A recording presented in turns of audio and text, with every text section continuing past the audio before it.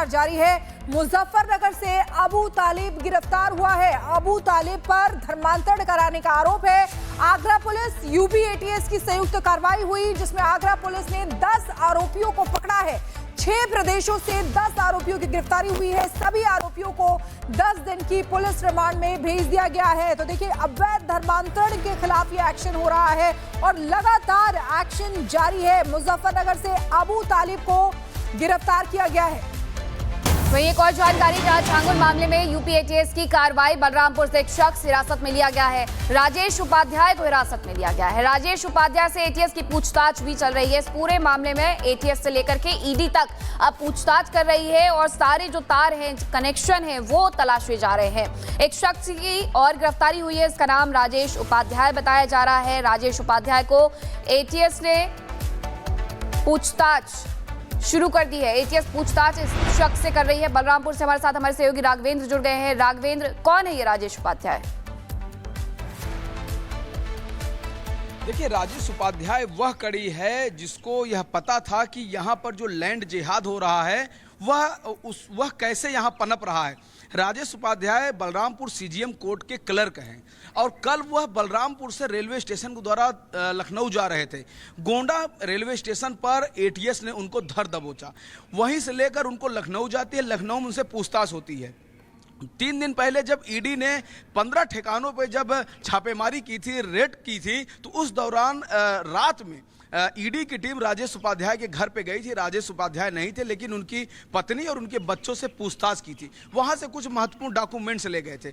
उसके बाद एटीएस ने कल उनको जब धर दबोचा तो रात भर उनको हिरासत में लेकर पूछताछ किया। तो कहीं न कहीं बहुत महत्वपूर्ण कड़ी है। ये सरकारी कर्मचारी है और सोचिए, कोर्ट के सीजीएम कोर्ट बलरामपुर, ये जुडिशियल से मामला जुटा है और वहां से करप्शन का मामला निकल कर आया है। क्या राजेश को फंसाया गया है या राजेश वाकई में इस पूरे लैंड जिहाद में जिस तरह से यहाँ पर प्रॉपर्टी बनाई जा रही थी उसमें इन्वॉल्व है? यह सारी बात तो सामने आएगी ही आएगी, क्योंकि एसटीएफ भी जांच कर रही है, एटीएस भी जांच कर रही है, ईडी भी जांच कर रही है। लेकिन बड़ी बात यह है कि अभी तक उतरौला पुलिस के ऊपर ही आरोप लग रहे थे कि लोकल पुलिस की मिली भगत है, बलरामपुर पुलिस की मिली भगत है। लेकिन अब जुडिशियल का, जैसा लोग पहले कहते थे कि वो कोर्ट का सहारा लेता था, जो भी उस छांगुर के खिलाफ जो भी जाता था उसके ऊपर एफआईआर भी होती थी, पुलिस में उसके खिलाफ शिकायत करके उसको दबाया जाता था और कहीं न कहीं कोर्ट के चंगुल में फंसा के उसको काफ़ी परेशान किया जाता था।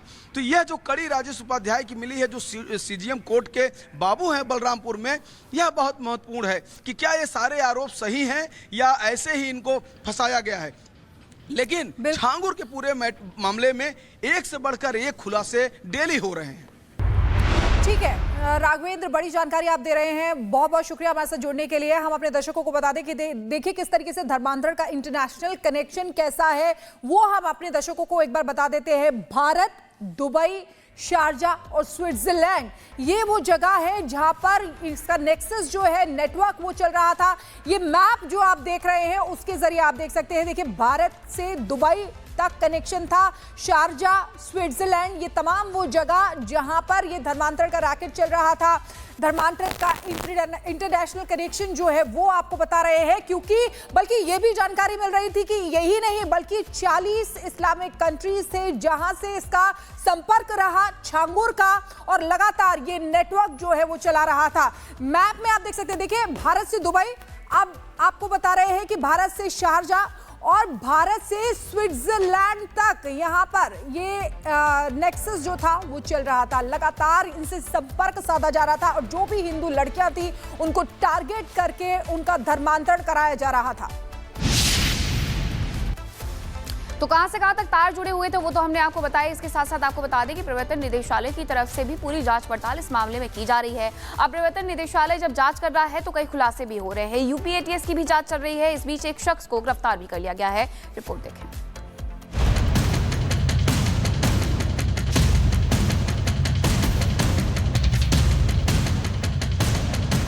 धर्मांतरण गैंग का मास्टरमाइंड छांगुर नाम भले ही देसी है, लेकिन नेटवर्क पूरी दुनिया में फैला है। अब इस खेल में एक और बड़ा खुलासा हुआ है। छांगुर का स्विस बैंक कनेक्शन। काले धन से भरे खातों की ऐसी परतें खुल रही हैं जो बताते हैं कि धर्मांतरण की साजिश सिर्फ भारत तक सीमित नहीं थी। ये साजिश विदेशों से फंडिंग, हवाला और स्विस अकाउंट तक जा पहुंची। जांच एजेंसियों को छांगुर के नाम से जुड़ा एक ऐसा बैंक खाता मिला है जो सीधे स्विट्जरलैंड के एक बैंक में ऑपरेट होता है। इस अकाउंट में पिछले 3 साल में करोड़ों रुपए जमा हुए। पैसा भारत से बाहर कैसे गया, कौन भेज रहा था ये फंड, और सबसे बड़ा सवाल, किस मकसद से? धर्मांतरण में विदेशी फंडिंग की बात पहले भी उठती रही है, लेकिन अगर पैसा स्विस बैंक में जमा हो रहा है तो ये पूरी साजिश का इंटरनेशनल चेहरा दिखाता है। सूत्रों के मुताबिक छांगुर के खाते में पिछले 3 साल में करीब 42 करोड़ रुपए जमा हुए। नाम फर्जी, पासपोर्ट नकली, लेकिन बैंक अकाउंट असली। धर्मांतरण के इस रैकेट में छांगुर के साथ कुछ विदेशी एनजीओ भी शक के घेरे में हैं। पैसा विदेश से भेजा जा रहा था, यूपी और बिहार में धर्मांतरण करवाया जा रहा था और फिर वही पैसा बाहर के बैंकों में जमा हो रहा था। धर्मांतरण की ये साजिश अब सिर्फ भारत की नहीं रह गई है। अब सवाल उठता है, क्या छांगुर अकेला खेल रहा था या इसके पीछे कोई बड़ा विदेशी नेटवर्क है? जांच एजेंसियों के पास ये सबसे बड़ा चैलेंज है। जैसे जैसे छांगुर के खिलाफ जांच आगे बढ़ रही है, नए नए खुलासे हो रहे हैं और छांगुर के साजिश के साथी भी सामने आ रहे हैं। यूपी एटीएस ने बलरामपुर कोर्ट के बाबू राजेश उपाध्याय को इस केस में पूछताछ के लिए हिरासत में लिया है।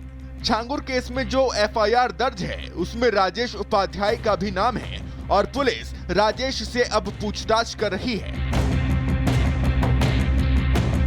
छांगुर का स्विस बैंक कनेक्शन सिर्फ एक अकाउंट नहीं है, ये धर्मांतरण की साजिश का ग्लोबल लिंक है। अब देखना यह है कि जांच एजेंसियां इस जाल के किन किन सिरों तक पहुंचती है। क्या साजिश के असली किंगपिन का चेहरा सामने आएगा? Bureau report, Republic Bharat.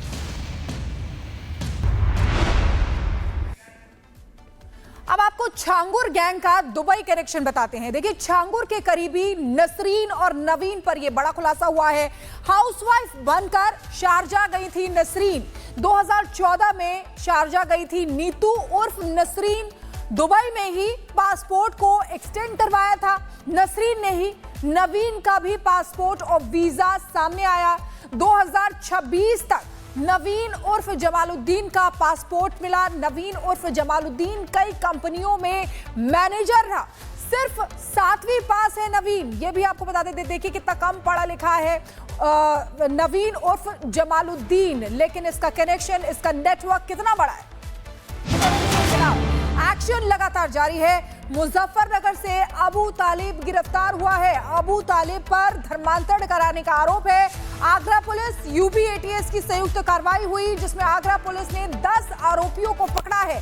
6 प्रदेशों से 10 आरोपियों की गिरफ्तारी हुई है। सभी आरोपियों को 10 दिन की पुलिस रिमांड में भेज दिया गया है। तो देखिए, अवैध धर्मांतरण के खिलाफ ये एक्शन हो रहा है और लगातार एक्शन जारी है। मुजफ्फरनगर से अबू तालिब को गिरफ्तार किया गया है।